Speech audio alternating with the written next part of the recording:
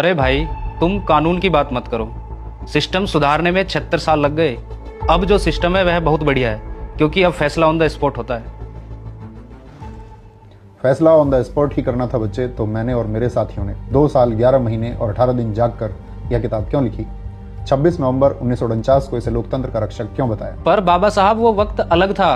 आज हमें संविधान से ज्यादा समाधान चाहिए। माफ करना, पर आपकी ये किताब कमजोर पड़ गई है, क्योंकि अपराधी छूट जाते हैं और गरीब तारीखों में पिस जाते हैं। संविधान कभी कमजोर नहीं हो सकता बच्चे, उसे चलाने वाले कमजोर या बेईमान हो सकते हैं। मैंने चेतावनी दी थी, संविधान चाहे कितना भी अच्छा क्यों ना हो, अगर उसे लागू करने वाले लोग बुरे होंगे तो वह अंततः बुरा साबित होगा। आज तुम जिस गुस्से में हो वो गुस्सा व्यवस्था के खिलाफ होना चाहिए था, लेकिन तुम्हें एक दूसरे के खिलाफ लड़वा दिया गया है। कोई नहीं लड़वा रहा, हम जाग गए हैं। हमें बताया जा रहा है कि हमारा धर्म खतरे में है, हमारी पहचान खतरे में है। खतरे में धर्म नहीं, खतरे में तुम्हारा विवेक है। मैंने सपना देखा था हम भारत के लोग, we the people of India का, लेकिन आज कहीं हिंदू है, कहीं मुस्लिम, तो कहीं दलित है।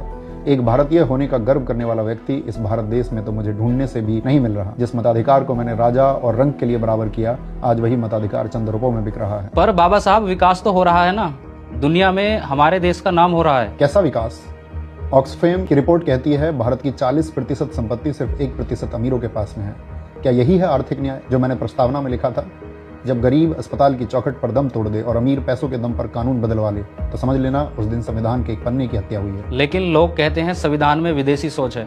यह तरक्की के बीच आ रहा है। विदेशी सोच? समानता, स्वतंत्रता और बंधुत्व, लिबर्टी, इक्वलिटी और फ्रेटर्निटी क्या विदेशी हैं? बच्चे, यह किताब तुम्हें बोलने की आज़ादी देती है।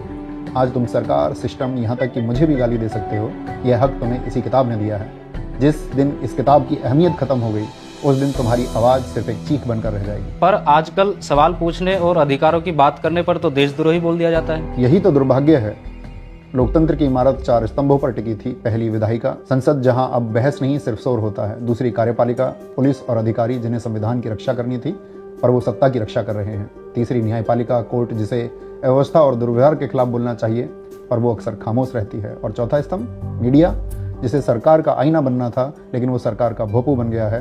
इस देश का मीडिया इस कदर चाटुकार बन गया है कि उसने मानवता को शर्मसार कर दिया है। बच्चे, मेरी बात याद रखना, भक्ति धर्म में मोक्ष का मार्ग हो सकती है, लेकिन राजनीति में भक्ति तानाशाही का मार्ग है। बाबा साहब, आज मेरा भ्रम टूट गया।